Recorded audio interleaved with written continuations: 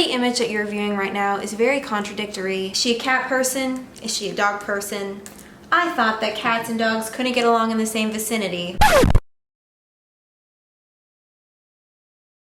Hey guys, what's up? So today's video is going to be study tips. And being the 54-year-old rhinoceros I am with 3 children and 4 degrees, I thought that I had something to say in this matter. By the way, I need to address this. This is a burn from a curling iron. I tried to curl my arm and it hurt, so I stopped doing that. So today's video is a collab with Chelsea Madonna, and I did a collab with her about 3 months ago. And that was really fun, so we decided to do another collab. And she is a fellow Canadian, for those of you guys who are into nationalism and who live in Canada. And I was watching her latest college Q&A video, and she said that she's been in university for, I think it was 7 years. So the girl's got a lot of tips too, and we made sure that our tips were different. So definitely go check out her video and tell her that Savannah and stuff sent you. She's not expecting it, like collab is one-sided. Alright, are you ready to get started? Alright, are you ready to get started? Everyone's ready to get started. Teachers and professors give out hints all the time for what is going to be on their test. I've had professors straight up say, this will be on the exam, this will be on the quiz. And sometimes they don't say it directly, but they will keep reiterating how important a concept is. And I remember back when I was in high school, if there was like a super difficult concept, even though the teacher said it was going to be on the test, sometimes I wouldn't study it because I'd put in my head, okay, it's gonna take me 10 hours, it's not worth it. But really that content could have been worth like 30% of the exam and stuff like that. So pay close attention, take hints to what your professors are saying, because a lot of times they will tell you exactly what will be on the test. Explain concepts to your family and friends. And a lot of the times your friends or family members won't know anything about the concept, especially family members if they're like 40 years older than you, the school systems have changed, or they have forgotten whatever they learned. When you're explaining it to someone, it makes you realize how much of the information that you know or not, because if you're just talking about it with someone who actually knows the information, they can fill in the blanks with you like a conversation. But if you speak to people who do not know anything about the concept, you are gonna have to solely rely on yourself.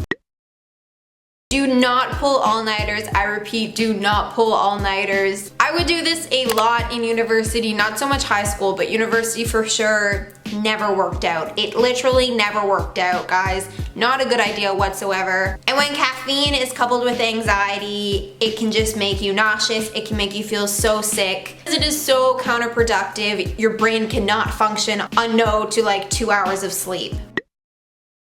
This one is very important. Be smart about how you spend your time. In college, a midterm or final exam can be on literally 900 pages of material. And a lot of students freak out. They just get so much anxiety and they're like, there's absolutely no way that I can study for my test. How does this person expect me to know 900 pages of information? The reality is that your professors only have a couple pages to test you. So do not waste time on details. Focus on the big picture subjects.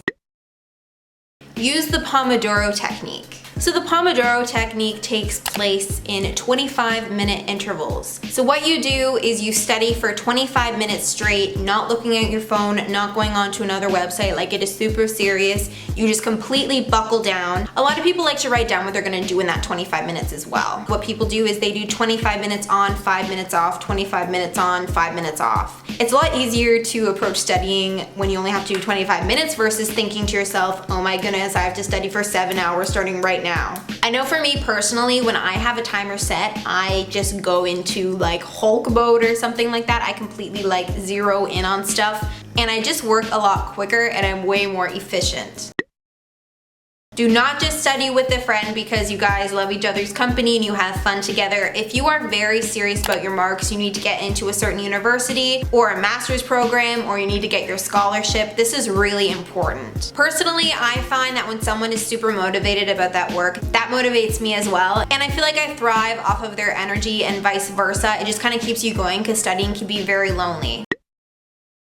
Go in and talk with your professor. I cannot stress this enough. If you get a mark on a test, an exam, whatever it is, and you're confused about it, or you just kind of realize, I might fail this class, I need some help, go talk to your professors. It is possible that your professor could give you like a makeup assignment or something like that. Or I've had teachers in the past, when I go up to them about a mark, they might say, if you do significantly better on the second essay, then I will lower what the first essay was worth. If anything, it develops rapport with your teacher, and it really shows that you care about your marks, and teachers want to help you out, guys. Not all the time, but if they're in the teaching profession, they want to teach people stuff. They want people to understand the material.